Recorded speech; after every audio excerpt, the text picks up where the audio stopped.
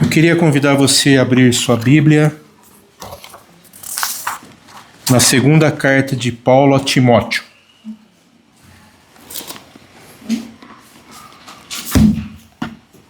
Capítulo 4. 2 Timóteo, capítulo 4.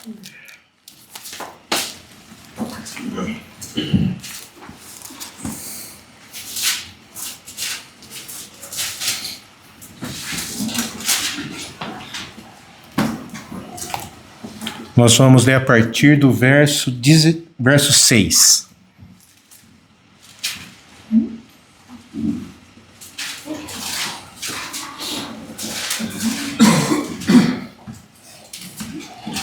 Amém? Amém.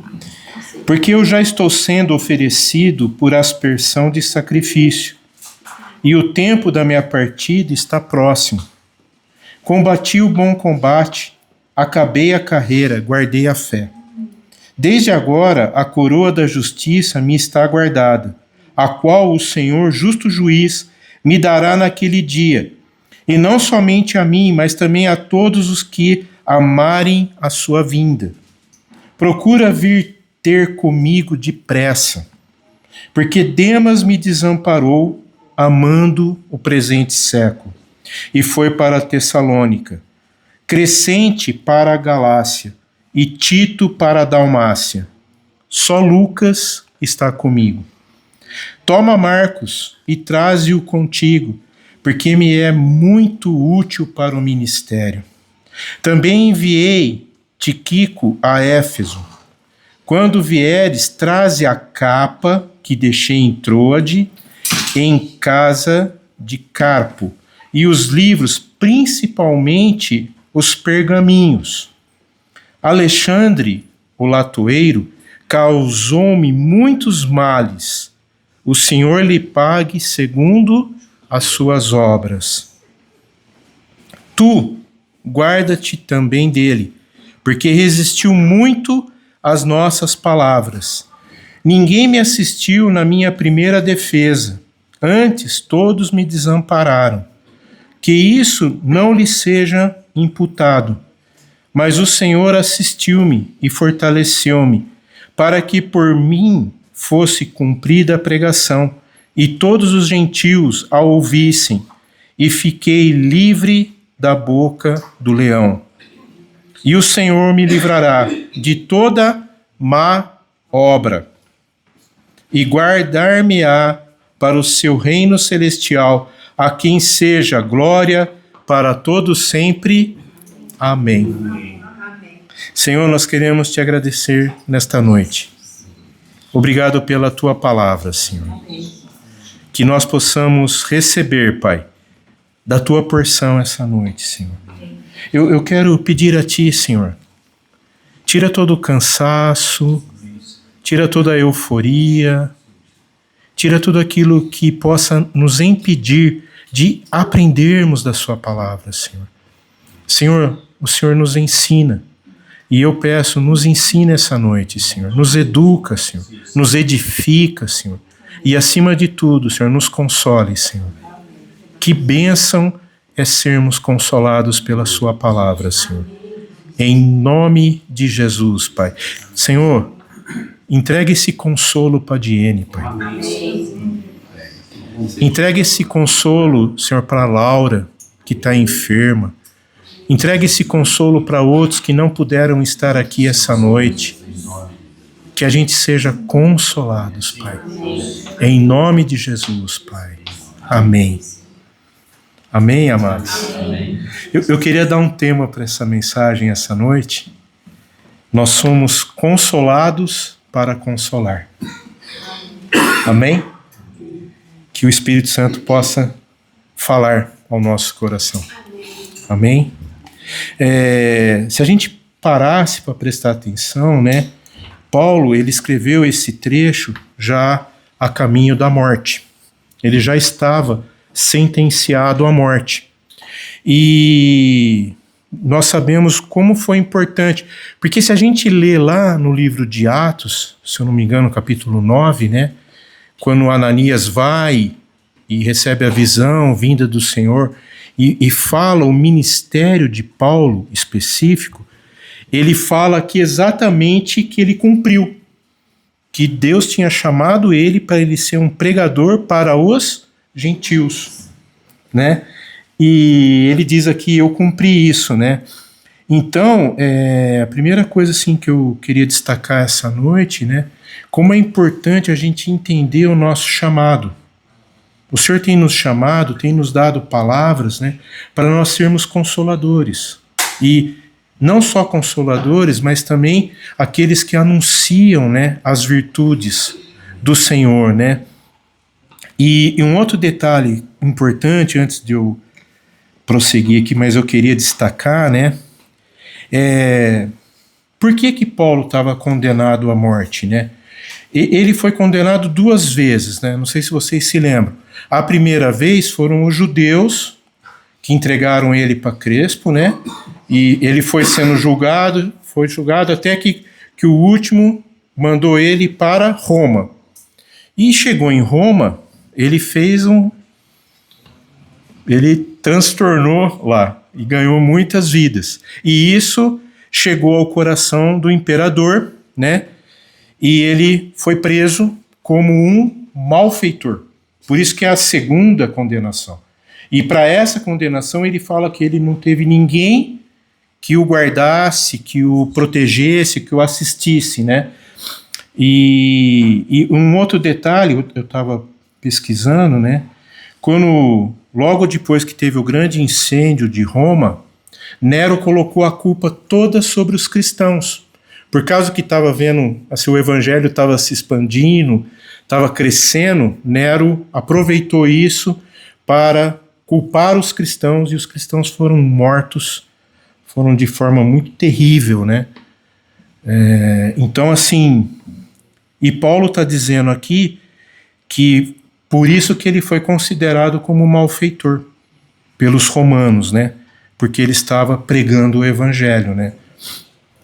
E por isso que ele diz que ele foi condenado como malfeitor, né? Mas um detalhe, falando sobre a questão do consolo, né? Eu queria que vocês entendessem o coração de Paulo aqui, né? Ele se sentiu sozinho e ficou desamparado. E eu não sei, né? Mas parece que nós também passamos por isso. Às vezes parece que a gente fica desamparado, né? A gente fica se sentindo sozinhos, né? E a gente fica assim com aquele medo, né? Todo mundo, porque quando a gente acaba confessando Jesus como Senhor, né? Para o mundo, a gente passa a ser pessoas chatas, né? Ah, não pode isso, não pode aquilo, não posso fazer isso, não posso fazer aquilo. Mas não é que eu não posso fazer. Eu tenho toda a liberdade em Cristo, mas por amor àquele que me arregimentou, eu não faço. Por amor, eu descanso.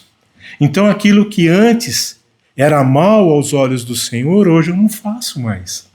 E isso muitas vezes as pessoas se afastam, as pessoas saem de perto da gente. E isso pode vir um sentimento de abandono, né? Um sentimento que a gente está ficando sozinhos, né? E Timóteo, ele era um filho para Paulo, né? E ele escreve aqui, assim, eu queria chamar a sua atenção para você entender o coração de Paulo, né? Paulo está falando com o coração aqui, falando para um filho amado, né? E está descrevendo o que ele está sentindo, né? Então Paulo está implorando para que Timóteo não tivesse vergonha dele, não tivesse, assim, né? Não, fica tranquilo, o evangelho não está encarcerado, né? Eu estou, o evangelho não, né? Então no versículo 16 ele fala que na sua primeira defesa ninguém apareceu para testemunhar ao favor dele, não é isso? Ele diz assim, ninguém me assistiu na minha primeira defesa, antes todos me desampararam. Então, eu vejo assim a importância de nós sermos consoladores, não desamparar os nossos irmãos, né? E E ele sai condenado, com uma sentença de morte, né? Mas apesar disso, apesar de todo o sofrimento, ele escreve assim coisas aqui tão tremendas para nós, né? Que eu queria compartilhar com você essa noite, né? E o primeiro ponto que eu queria destacar, né? É que quando chega crises, e deixa eu dizer algo para você, as crises chegam. Não adianta a gente querer fugir das crises, as crises chegam. A gente precisa ter humildade e coragem para pedir ajuda. A gente não precisa enfrentar as crises sozinhos, porque nós somos uma família. Versículo 9, né? Ele diz assim: procura vir ter comigo depressa. A sua presença é importante. Nosso tempo de oração é importante. A sua palavra. Porque, amados, Deus muitas vezes pode usar a vida do irmão para nos dar uma palavra. Que às vezes a gente está na crise, a gente está naquela coisa, a gente não consegue enxergar. Aí o irmão se aproxima da gente e nos dá uma palavra de sabedoria. Nos dá uma palavra de alento, né? Então Paulo pediu, vem depressa. Timóteo, vem depressa, eu preciso de você, né? Será que não é esse o nosso clamor hoje, né? Amados, eu preciso de vocês. Como a Diene lá escreveu lá, amada igreja, eu preciso de vocês, né? Que coisa tremenda, né? Sabe por quê, amados? A solidão, ela não pode acompanhar um discípulo. Na máxima do discipulado, quando Jesus trabalhando com os discípulos, ele sempre mandava de 2 em 2. Nunca sozinho. Então, para de querer andar sozinho. Para de querer enfrentar as crises, as dificuldades sozinho. Lembra-se, você tem uma irmandade. Você tem uma família. A solidão, ela é uma péssima companhia. Porque se a gente está na crise, às vezes a gente não consegue ver todo o plano, todo o quadro. E geralmente quando a gente vê a crise. E toda a solução que a gente vai tentar fazer, às vezes a gente se afunda mais ainda na crise. Então, Timóteo, né, ele deveria vir para ser um conforto para Paulo. Às vezes a mesma coisa, amados. A gente está com uma situação, né? A gente quer a companhia, não para nem, às vezes nem precisa só de estar junto. Parece que as coisas vão acontecendo, né? Parece assim que só de ouvir a gente já melhora, né? A gente já não tinha pensado nisso. E às vezes a gente nem fala nada, né? Não sei se vocês já tiveram essa experiência, né? Às vezes eu vou ouvir alguém me liga para conversar, eu fico lá escutando, aí daqui a pouco a pessoa fala, pô, eu não tinha pensado nisso, e eu não falei nada. Sim, há uma catarse, né? Há uma cura na palavra, né? Não sei se vocês têm percebido, eu ando ali pelo centro, né? Perto de casa. Vocês já perceberam como as pessoas estão andando falando sozinho? Vocês têm percebido isso ou não? O Guilherme está sempre por ali também, né? Eu fico assustado. As pessoas estão... Sabe por que as pessoas estão falando sozinho? Porque não tem com quem conversar. Com discípulo não pode ser assim. Mas, Chico, eu brinco que eu falo comigo mesmo. Eu falo comigo mesmo, né?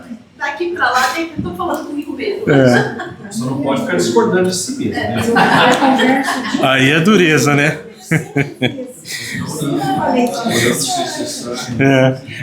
O duro é discutir, né? Fala e discute consigo mesmo, né? Misericórdia. Uma coisa interessante que eu vejo acontecer muito na rua é que existe aquelas pessoas que talvez por uma situação de desespero acabam conversando com a gente. Sim. E nós, como cristãos, a gente tem que estar atento para isso. Sim. Porque, via de regra, a gente fala assim, você não quer conversa, não sei o quê, eu tenho minhas preocupações, tenho meus afazeres, estou aqui para almoçando. Então, assim, a gente tem uma outra atitude, porque às vezes é aquilo que o Senhor está preparando. Sim. O Senhor está dizendo, Senhor, usa. Isso. Aí vem alguém que conversa comigo na rua e eu esqueço que eu pedi para Deus me usar, entendeu? Então, vem a oportunidade, fala, não, eu tô com pressa, preciso ir, tô, né, cheio de coisa para fazer, né?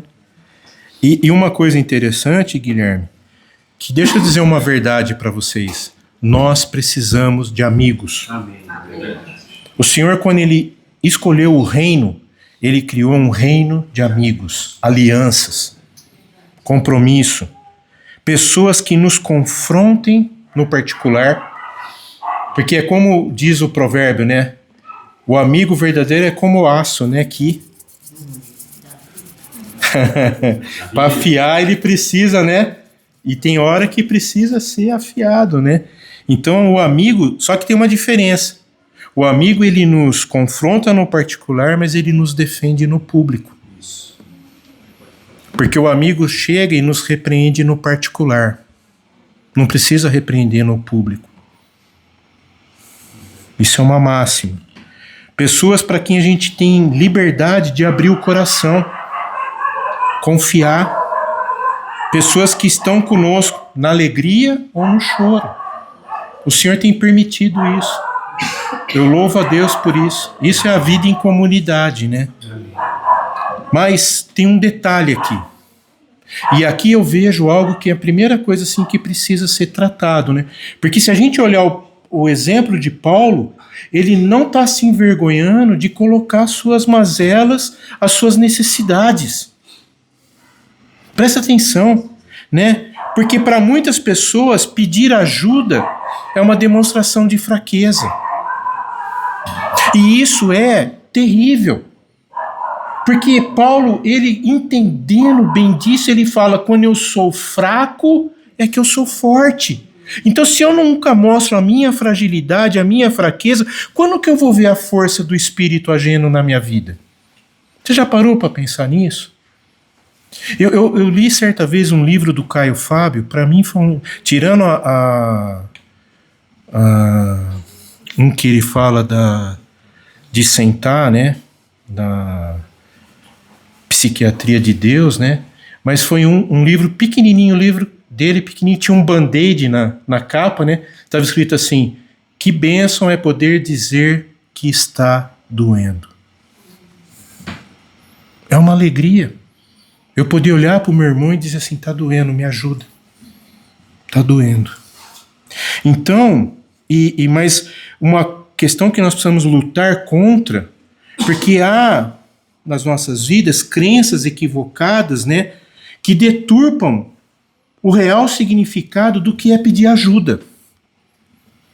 Mostra como um sinal de fraqueza ou um sinal de perda de força. Amados, isso é uma bênção eu poder dizer, está doendo, preciso de ajuda. O apoio que o meu irmão me dá me fortalece e aumenta as minhas chances. Obrigado, enrosquei.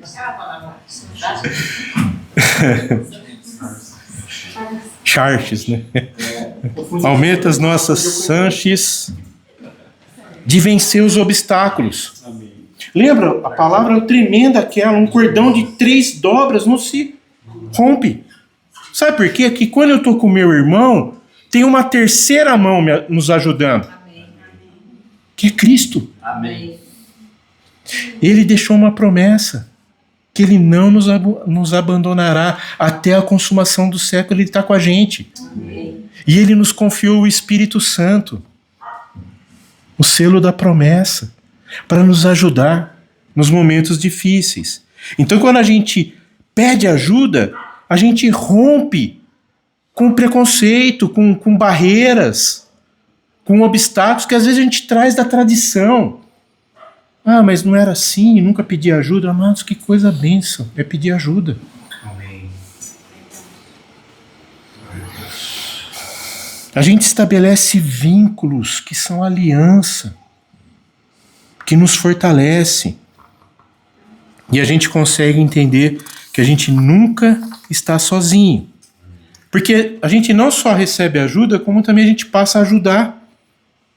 A gente ajuda quem tem necessidade. A gente passa a ser um ajudador.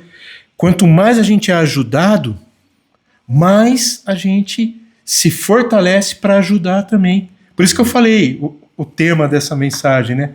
Eu sou consolado para consolar. É tremendo isso. O Senhor nos deu o ministério da reconciliação para consolar. Aceitar ajuda não é humilhante. Aceitar ajuda não está nos rebaixando. Aceitar ajuda demonstra que nós somos frágeis. Vasos de barro. Nós precisamos da ação, da ajuda do Espírito Santo na nossa vida, né? E esse texto de Paulo nos lembra a importância da gente viver segundo as verdades do reino. Vocês percebem que em nenhum momento Paulo reclama: eu fui abandonado aqui porque eu vou morrer e me abandonaram. Não é isso que ele está falando. Ele está pedindo para os irmãos estarem com ele, para ele fortalecer os irmãos. Ele quer fortalecer. Ele está querendo Timóteo perto dele para animar Timóteo, porque ele sabe que Timóteo é uma flecha que vai alcançar lugares onde Paulo não vai alcançar mais. E alcançou, né? Que coisa tremenda. E aí me vem o segundo ponto que eu queria destacar. E aqui é um ponto que a gente precisa tomar muito cuidado. Porque é uma coisa que, assim, eu percebo que é o nosso calcanhar de Aquiles, né? Na vida do discípulo, né? Porque quando as pessoas nos decepcionam, a gente não pode fazer registro de mágoa. A gente precisa quebrar a cultura da ofensa. Versículo 10 diz assim, né? Porque Demas me desamparou, amando o presente século. Vocês percebem?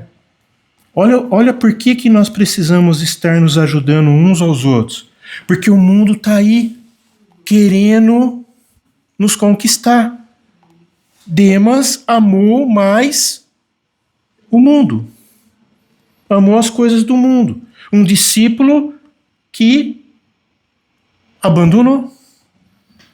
Se rendeu ao mundo. Mas para em Demas, não. Ele amou primeiro o presente século e foi para Tessalônica. Foi viver as coisas do mundo. Crescente foi para Galácia. E Tito para a Dalmácia.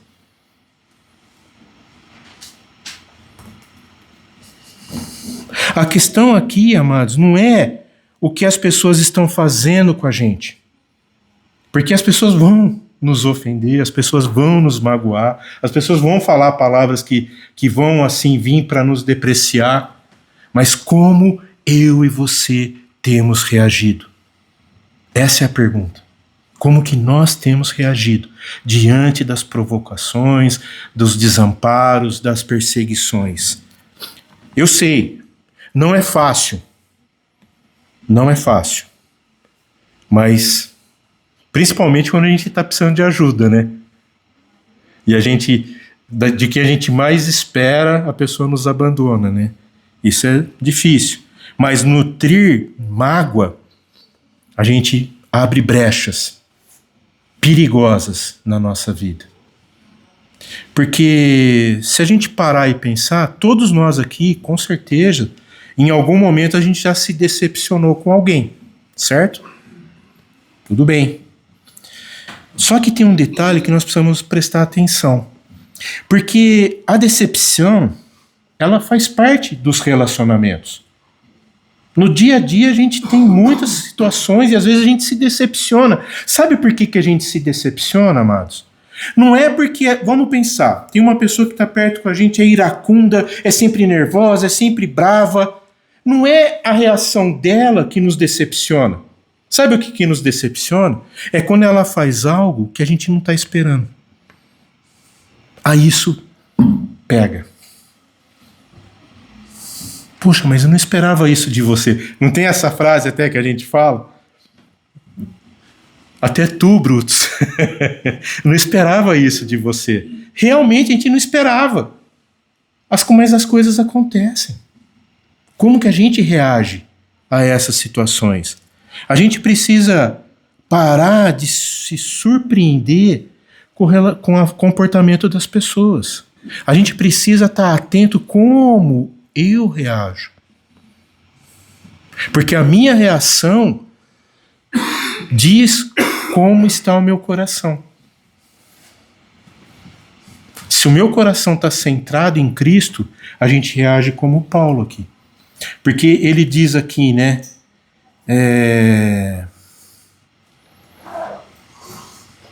Quando ele fala de Alexandre, né? Que causou muitos males, o Senhor lhe pague segundo as suas obras. Eu estava agora há pouco conversando com o Guilherme ali, né? E a gente lembrou aquele diálogo do anjo Gabriel com Satanás, no livro de Judas. Quando eles estavam ali procurando o corpo de Moisés. Satanás lançou blasfêmias sobre Gabriel. O que ele respondeu? O Senhor te repreenda. Por que às vezes a gente quer, né, lançar tudo aquelas situações, né? O problema, amados, é que quando a nossa atitude vem na mesma resposta da pessoa, a gente perde a paz. A gente perde a graça. Se quando a gente entende que a gente precisa do Espírito Santo, como é difícil, eu sei, mas a gente precisa aprender a ficar calado. Refletir. Pensar antes de falar qualquer coisa. Porque nós precisamos entender também que às vezes nós lançamos palavras que ferem alguém. Você já parou para pensar nisso? Será? Vamos fazer um exercício aqui. Tenta puxar na cabeça aí se na nossa caminhada cristã você em algum momento lançou alguma palavra que feriu alguém.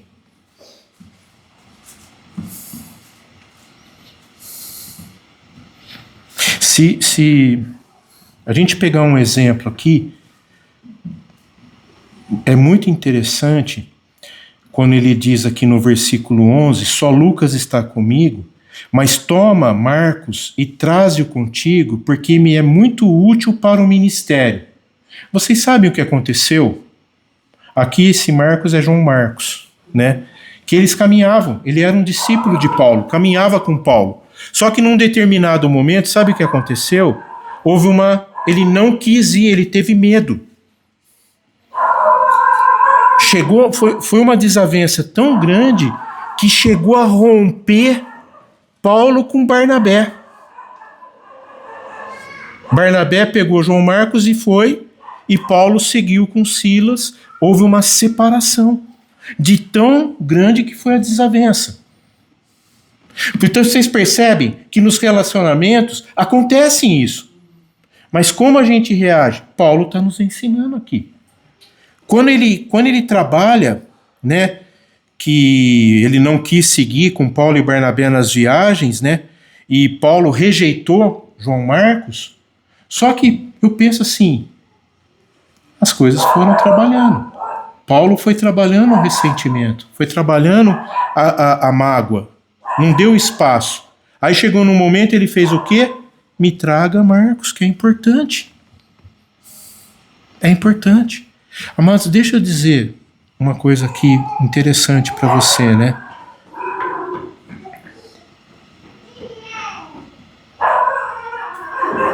Não é por acaso que nós encontramos com pessoas no nosso ministério, na vida. Mas quais são as marcas que nós temos deixado na vida das pessoas? Você já parou para pensar nisso? Quais são as marcas? Com certeza, Paulo deixou marca na vida de João Marcos, porque ele veio. E você percebe que Marcos foi importante para Paulo no final da vida.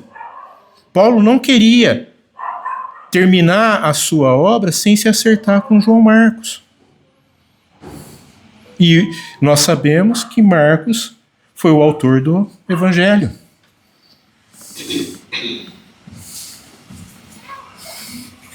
Nós somos construidores de pontes nos relacionamentos.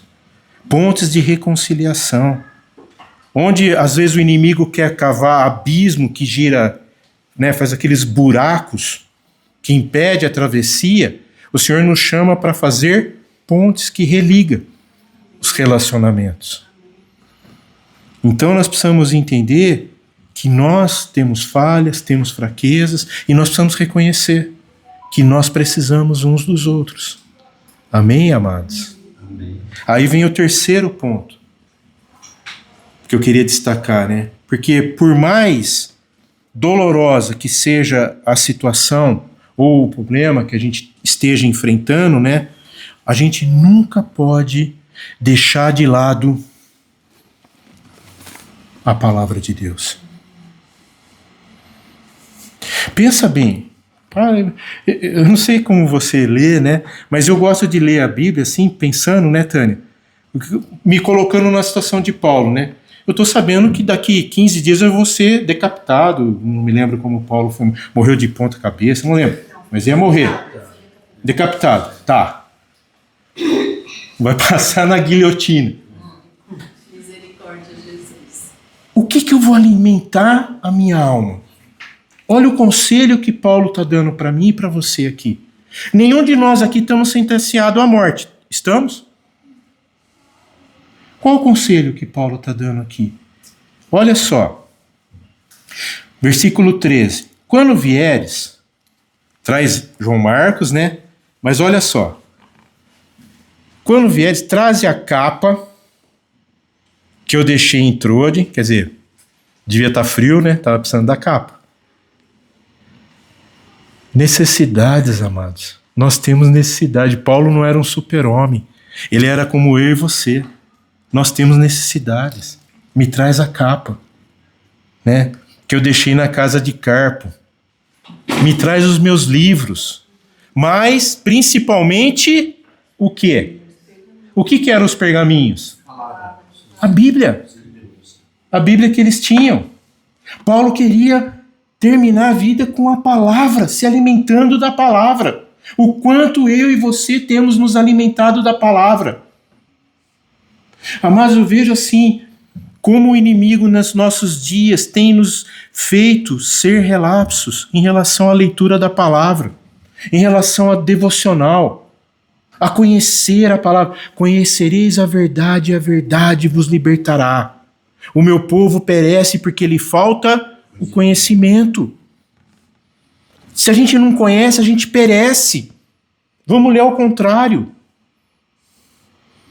Se a gente não conhece a palavra, a gente perece. Como nós precisamos ser alimentados constantemente pela palavra.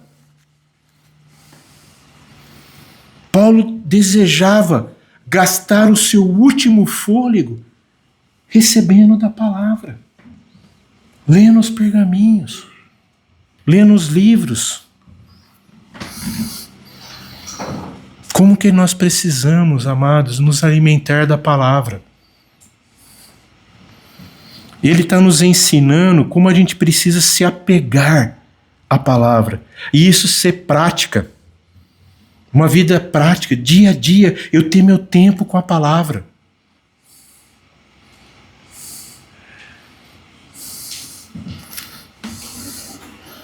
A palavra, ela, quando a gente lê e pega esse hábito constante da leitura, o Espírito começa a falar com a gente. A gente lê um texto e parece que abre uma cortina. A palavra, ela flui para o nosso coração.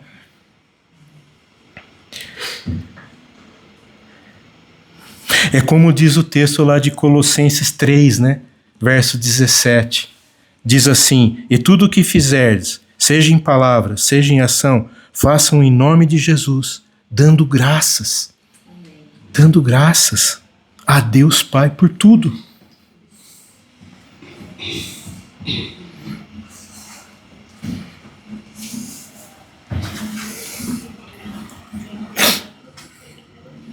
A palavra nos mantém o coração ativo, coração alegre. Amém. A palavra, ela ministra, nos desenvolve a sermos amadurecidos na fé. A palavra tem esse poder, amados. Ela é viva. Amém? E o quarto ponto. Vamos pensar se alguém deliberadamente nos faz mal. Qual tem que ser a nossa atitude? Como eu já adiantei, né? No versículo 14, Paulo fala acerca de Alexandre, que era latoeiro, né? Ele causou muitos males. O Senhor lhe dará a paga segundo as suas obras. Vocês percebem? Vamos pensar, se na nossa caminhada alguém nos fez mal, lançou palavras que foram más, como que nós reagimos a isso? Mas sabe por que eu estou insistindo nisso? Porque muitas vezes as nossas orações cessam porque a gente fica com brechas, a gente fica com amarras, a gente não consegue perdoar.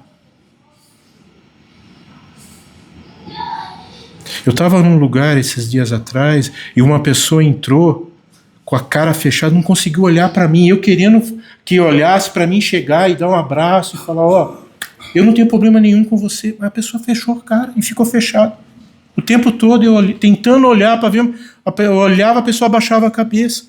Aquilo me fez mal. Eu não consegui ficar no lugar.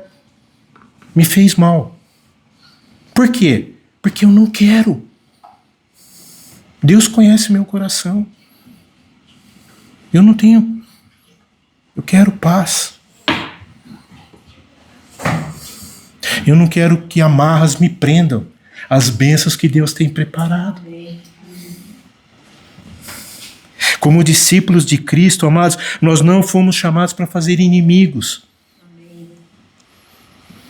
Mas, eventualmente, situações aparecem, palavras são lançadas. Mas a gente precisa lembrar sempre, ao Senhor pertence a vingança. A vingança é dele, não minha. Nosso papel é vencer o mal com o bem. Deu uma tapa aqui, o que a gente faz? Vira outra. Se todos abandonarem, Deus nunca nos desamparará. Amém? Amém? O Senhor vai nos assistir. Amém.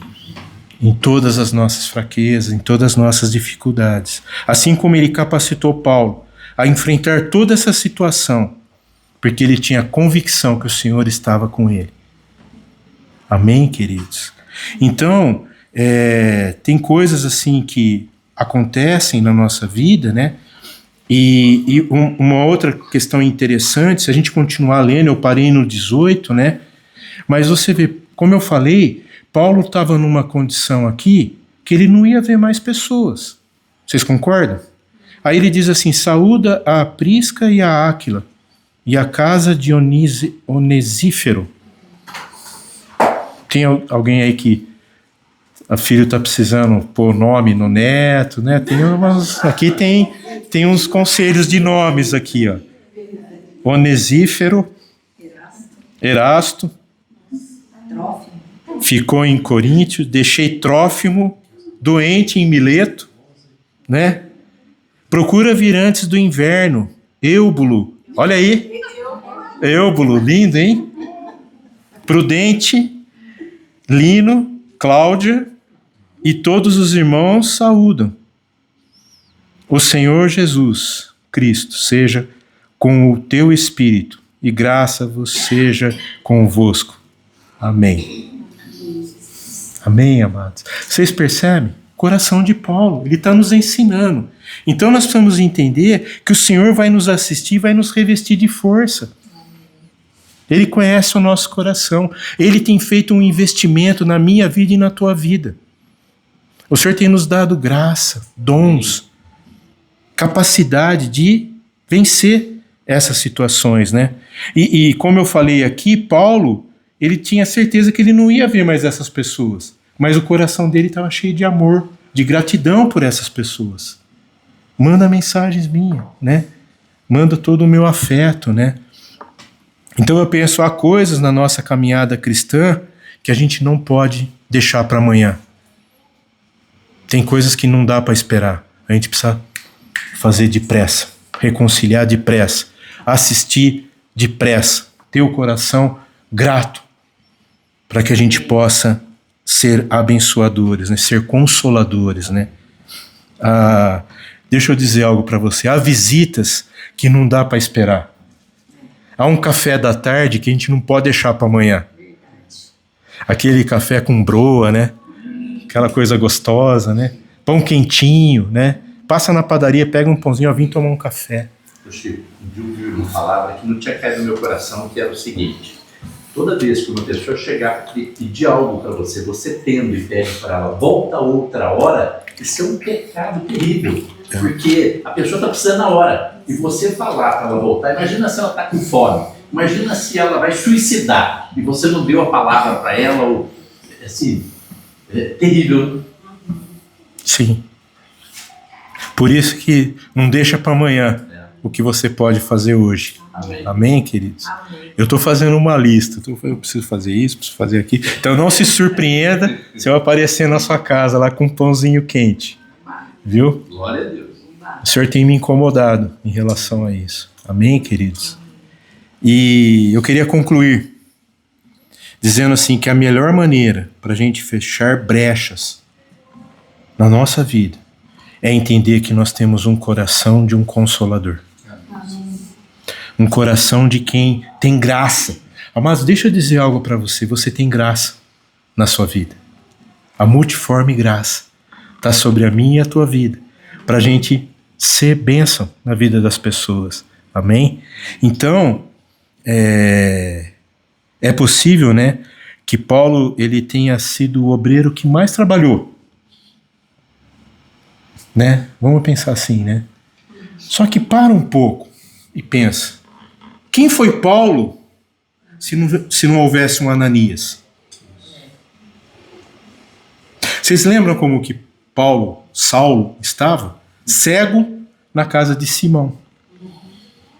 Aí Deus vem e... um detalhe interessante, ele estava orando. E na oração Deus falou, vai vir uma pessoa chamada Ananias.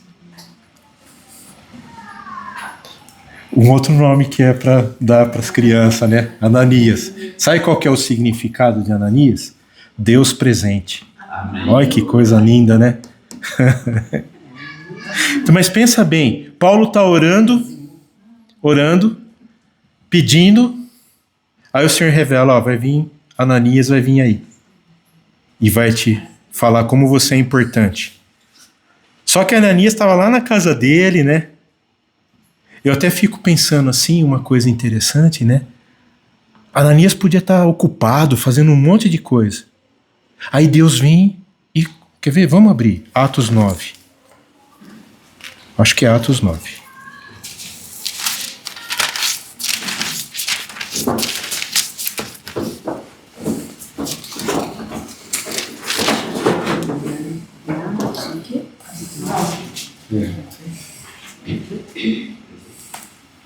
Olha, Atos 9, a partir do verso 10.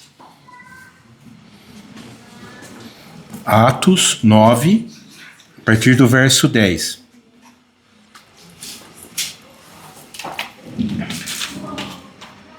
E havia em Damasco um certo discípulo chamado Ananias. E disse-lhe o Senhor em visão: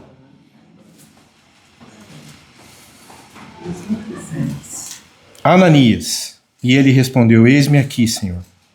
E disse-lhe o Senhor: levanta-te e vai à rua chamada Direita, e pergunta em casa de Judas por um homem de Tarso chamado Saulo, pois eis que ele está orando. Vocês percebem a sintonia do Espírito aí? Saulo estava orando. E numa visão, ele viu que entrava um homem chamado Ananias e punha sobre ele a mão para que tornasse a ver.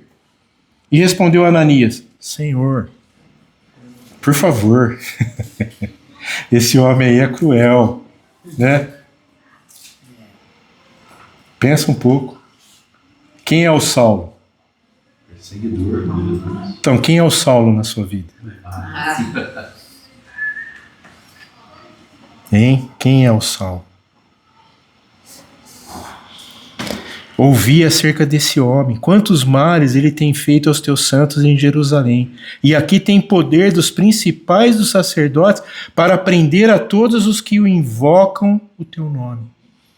Disse-lhe, porém, o Senhor: vai, porque este é para mim um vaso escolhido, para levar o meu nome diante dos gentios e dos reis e dos filhos de Israel. Sabe, amados, um detalhe interessante aqui: não tenha medo de falar a sua fragilidade para o Senhor. Ananias falou: mas Senhor, esse homem, ele é mau.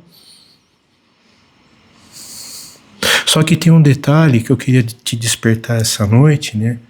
Como que é um discípulo?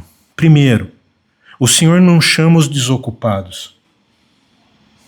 O Senhor chama quem está trabalhando. Então a gente precisa ter uma sintonia muito tremenda com o Espírito. Primeiro, para a gente ter visões espirituais. Ananias era um discípulo que tinha visões espirituais. Ele estava pronto para responder ao chamado. Demonstrou a sua fragilidade. Falou: Senhor, mas esse homem é mau, né?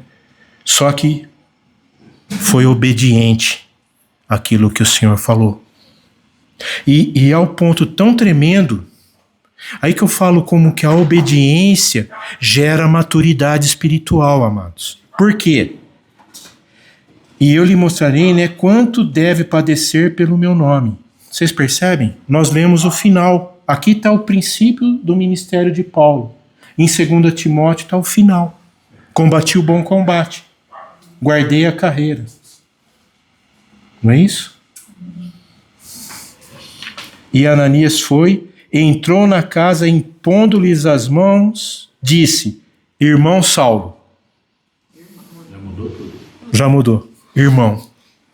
Então a última marca de um discípulo aqui: ele é obediente ao Senhor. Amém.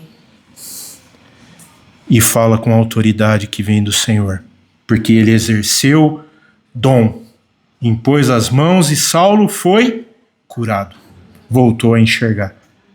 Então, como discípulos, vocês percebem por que a gente foi chamado para consolar. Então não tenha medo de pedir. Está passando uma situação, pede ajuda. Às vezes você não está conseguindo enxergar, Deus usa o irmão para te mostrar com clareza, para te dar uma palavra de sabedoria, para te mostrar a direção. Ananias foi uma gota da bênção de Deus na vida de Saulo. E depois, se vocês perceberem, parece que só fala mais uma vez sobre Ananias no capítulo 20, se eu não me engano. A gente não ouve mais falar de Ananias. Mas isso não quer dizer que Ananias não era um discípulo. E sabe onde que Ananias estava? Vocês perceberam a cidade?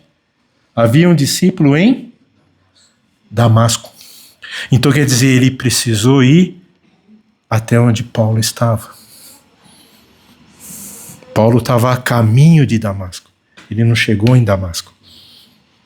Então, para um discípulo, não tem distância. Quando Deus chama, Ele nos capacita a não olhar mais geograficamente, mas a gente olhar com fé e ser uma bênção na vida uns dos outros. Amém, queridos? Que o Senhor possa estar nos usando. Eu queria que a gente pudesse ter liberdade essa noite de dizer assim: Senhor, eu quero ser uma bênção na vida do meu irmão. Sabe, tem lutas, nós estamos vendo aí. Olha o que aconteceu com a Diene lá. Parece que o inimigo é tão poderoso, mas o inimigo não é. Não é.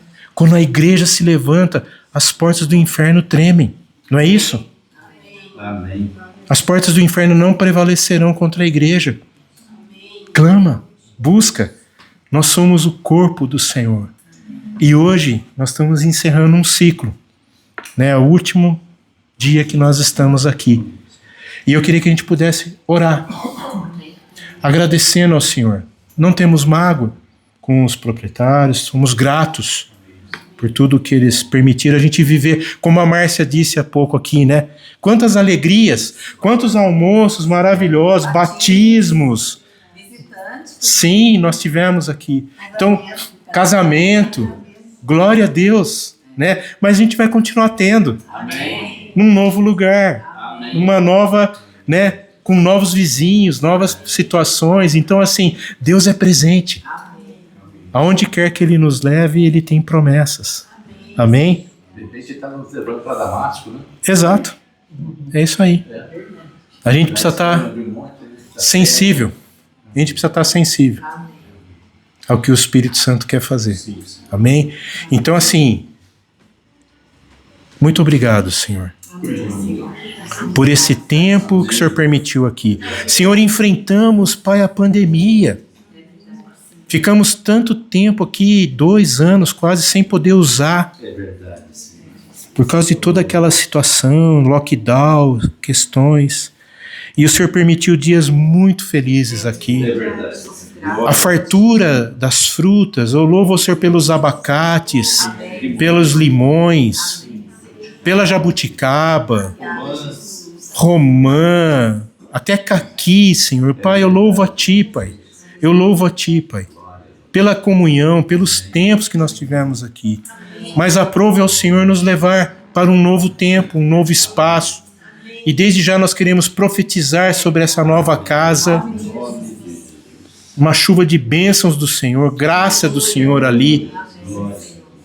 Vai à frente, ó Espírito Santo, vai à frente, preparando, alinhando, acertando todas as coisas.